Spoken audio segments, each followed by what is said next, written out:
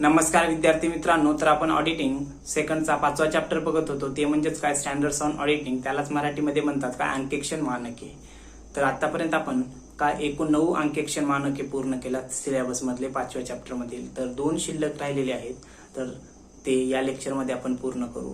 तर 10 नंबरचा किंवा आजचा पहिला अंकेक्षण मानक सांगता येऊ शकते. ते म्हणजेच काय, अंकेक्षण मानक 610. त्यालाच इंग्लिशमध्ये म्हणता येईल काय, स्टँडर्ड्स ऑन ऑडिटिंग 610. त्याचा विषय काय आहे बघा. विषय आहे अंतर्गत अंकेक्षकाच्या कामाचा उपयोग करणे. इंग्लिशमध्ये काय म्हणतात त्यालाच, using the work of internal auditor. काय, using the work of internal auditor. हे लक्षात. तर त्यामध्ये अगोदर सांगता येऊ शकते बघ काय, व्यवसायामध्ये काय करण्यात येते,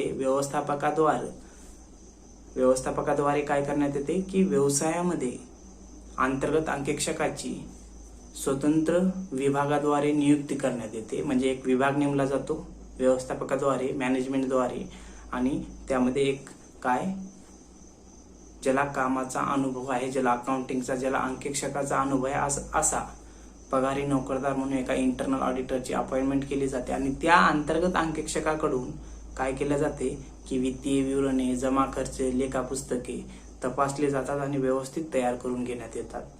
आणि त्यानंतर आर्थिक वर्षाच्या शेवटी काय केलं जाते की मुख्य अंकेक्षक किंवा एक्सटर्नल ऑडिटर कडून ते परत लेखा पुस्तके, जमा खर्च तपासली जातात. म्हणून इंटरनल ऑडिटर हा पगारी नोकरदार असतो, हा व्यवस्थापक नेमत असतो.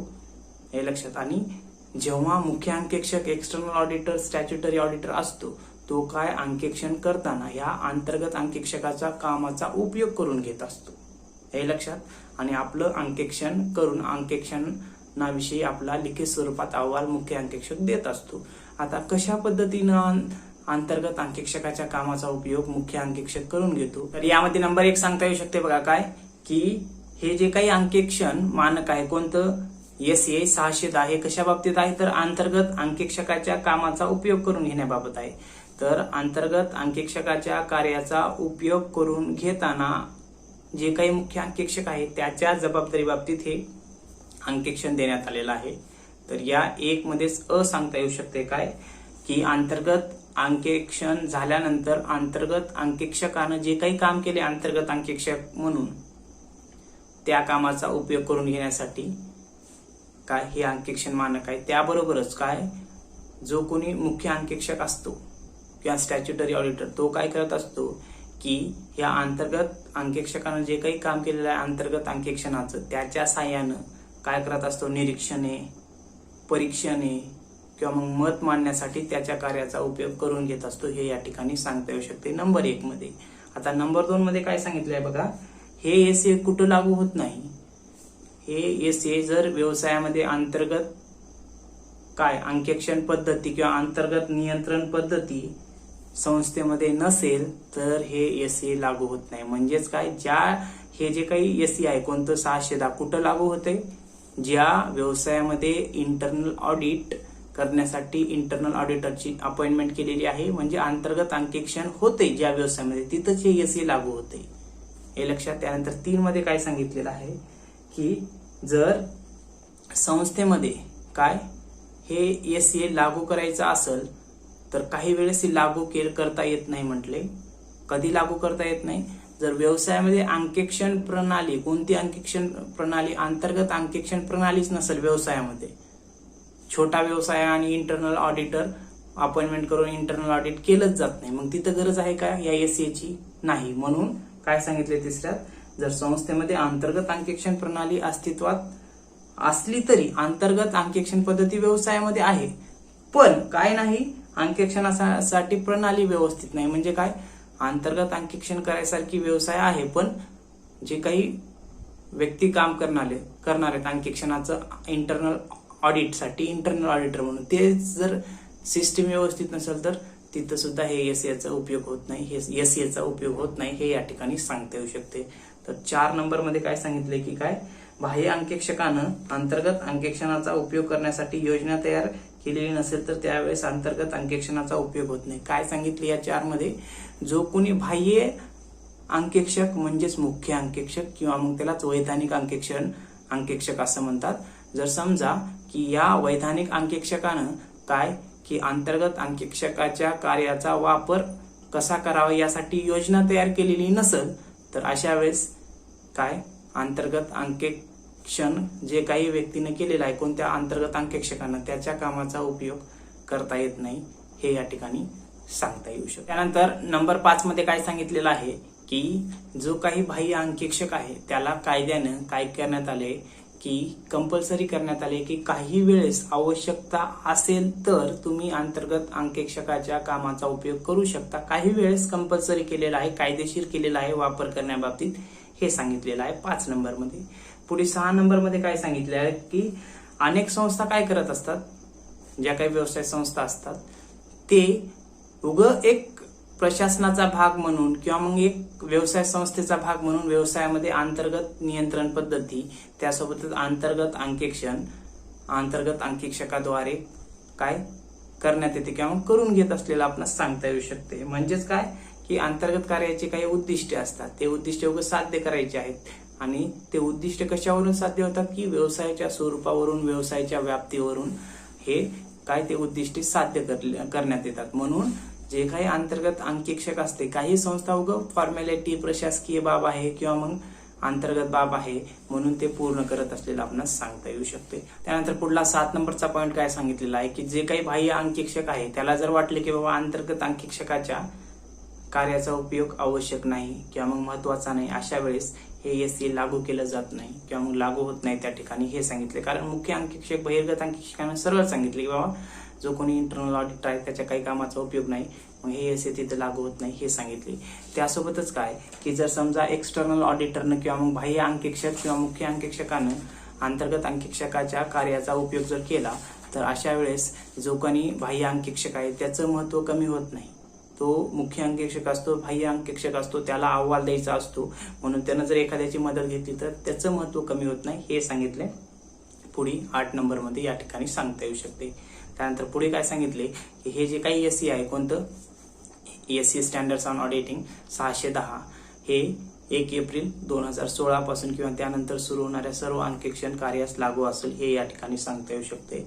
त्यासोबतच पुढे काय सांगितले की शेवटचा नंबर की बाह्य अंकेक्षक अंतर्गत अंकेक्षण कार्याची क्षमता जर पुरेशी नसेल तर अंतर्गत अंकेक्षकाचे काम वापरणार नाही. काय सांगितले शेवटच्या नंबरमध्ये की जो कोणी बाह्य अंकेक्षक आहे त्याला जर वाटलं की बाबा जो कोणी इंटरनल ऑडिटरनं काम केलेलं आहे ते पुरेसे नाही, योग्य नाही किंवा मग अपूर्ण आहे तर अशा वेळेस तो त्याचा वापर करणार नाही किंवा वापर करायचं का नाही ते त्याच्यावर डिपेंड असेल हे या ठिकाणी सांगितलेलं आहे. तर अशा पद्धतीनं हे स्टँडर्ड्स ऑन ऑडिटिंग 610 या ठिकाणी थोडक्यात सांगता येऊ शकते. लगेच आपल्याला काय करायचं आहे की शेवटचं अंकेक्षण मानक म्हणजेच स्टँडर्ड्स ऑन ऑडिटिंग 620 अंकेक्षण मानक 620 हे पाहायचं आहे. याचा विषय काय आहे बघा, विषय आहे या 620 अंकेक्षण मानकाचा अंकेक्षक तज्ञाचे कार्य वापरणं. त्यालाच इंग्लिशमध्ये काय म्हणतात तर using the work of an auditor expert. काय using the work of an auditor expert अंकेक्षक तज्ञांचे कार्य वापरणं. तर यामध्ये थोडक्यात अगोदर सांगता येऊ शकते बघा काय की जो कोणी अंकेक्षक असतो तो व्यवसायाच्या लेखा पुस्तकांचं किंवा जमा पुस्तकांचं अंकेक्षण करून त्याबद्दल काय लिखित स्वरूपामध्ये अहवाल देत असतो बरोबर. पण अंकेक्षकाला अंकेक्षण करण्यासाठी वेळोवेळी काही तज्ञांचा सल्ला सुद्धा घ्यावा लागतो. कारण व्यवसायामध्ये ज्या काही बाबी असतात ते सर्वच अंकेक्षकाला पहिल्यांदा माहीत असतील असं नाही ना. मग अशा वेळेस अंकेक्षक काय करत असतो काही तज्ञांचं कार्याचा वापर करत असतो किंवा काही तज्ञांची मदत घेत असतो आणि त्याच्या साहाय्यानं अंकेक्षण कार्य पूर्ण करत असतो हे या ठिकाणी सांगता येऊ शकते. म्हणजे अंकेक्षका व्यतिरिक्त हे लक्षात इतर तज्ञ व्यक्ती जर व्यवसायामध्ये असतील तर अशा वेळेस त्या तज्ञांच्या कार्याचा उपयोग किंवा त्यांची मदत अंकेक्षणासाठी अंकेक्षक घेऊ शकतो हे या ठिकाणी सांगता येऊ शकते. आता आपल्याला या 620 अंकेक्षणामध्ये नंबर 1 सांगता येऊ शकते बघा काय हे अंकेक्षक तज्ञ कोण असतात तर अंकेक्षक तज्ञ अ मध्ये काय सांगितले त्याच्यात लेखाक्रम किंवा अंकेक्षणा व्यतिरिक्त इतर कोणत्याही क्षेत्रात कुशलता असलेली व्यक्ती किंवा संस्था. काय म्हटले की लेखाक्रमाव्यतिरिक्त किंवा अंकेक्षणाव्यतिरिक्त म्हणजे जो व्यक्ती किंवा मग जी संस्था अकाउंटिंग अँड ऑडिटिंग संदर्भात नाही अशी संस्था देखील तज्ज्ञ म्हणून कार्य करू शकते, त्यांना तज्ज्ञ म्हणायचं. त्यानंतर पुढली बाब बघा. अंकेक्षकाला पुरेसे उचित अंकेक्षण करण्यासाठी मदत होईल असा व्यक्ती अंकेक्षक तज्ज्ञ. एकतर अंतर्गत अंकेक्षक तज्ज्ञ जो एक भागीदार किंवा कर्मचारी असतो, त्यासोबतच अंकेक्षक संस्था किंवा बाह्य अंकेक्षक देखील तज्ज्ञ असू शकतात. काय सांगितले आता अंकेक्षक तज्ज्ञ कोण कोण असू शकते बघा की इंटरनल ऑडिटर सुद्धा काय ऑडिटर एक्सपर्ट म्हणून कार्य करू शकतो किंवा व्यवसायामधील एखादी कर्मचारी सुद्धा काय ऑडिटर एक्सपर्ट म्हणून काम करू शकतो. त्यासोबतच काय की एखादी भागीदारी संस्थेतील व्यक्ती सुद्धा किंवा एखादी भागीदारी संस्था सुद्धा काय ऑडिटर एक्सपर्ट म्हणून काम करू शकते, हे या ठिकाणी सांगितले. किंवा स्वतः बाह्य अंकेक्षक देखील एखादा ऑडिटर एक्सपर्ट म्हणून काम करू शकतो, हे या ठिकाणी सांगितले. आणि हे ऑडिटर एक्सपर्ट कशासाठी काम करतात की जो कोणी अंकेक्षक असेल त्याला लेखापुस्तकाचे किंवा मग जमा खर्चाचं अंकेक्षण करण्यासाठी काय मदत होईल यासाठी हे तज्ज्ञ त्याला वेळोवेळी काय करत असतात, मदत करण्याचं काम करत असतात, हे या ठिकाणी सांगता येऊ शकते. त्यासोबतच अ मध्येच 1 नंबर मध्येच ब बघा काय म्हटले की एका विशिष्ट क्षेत्रात कुशलता ज्ञान अनुभव असणारी व्यक्ती किंवा संस्था. काय म्हटले की एखाद्या क्षेत्रामध्ये ज्ञान कुशलता किंवा मग तज्ज्ञ असणारी व्यक्ती सुद्धा अंकेक्षक तज्ज्ञ म्हणून कार्य करू शकते, हे या ठिकाणी सांगितले. त्यासोबतच पुढे बघा क मध्ये काय सांगितलंय की व्यवस्थापनातील तज्ज्ञ लेखाक्रम किंवा अंकेक्षणाशिवाय इतर कोणत्याही क्षेत्रात कुशलता असलेल्या व्यक्ती किंवा संस्था ज्यात त्यांचे काम वित्तीय विवरण तयार करण्यासाठी मदत म्हणून उपयोगात आणले जाते.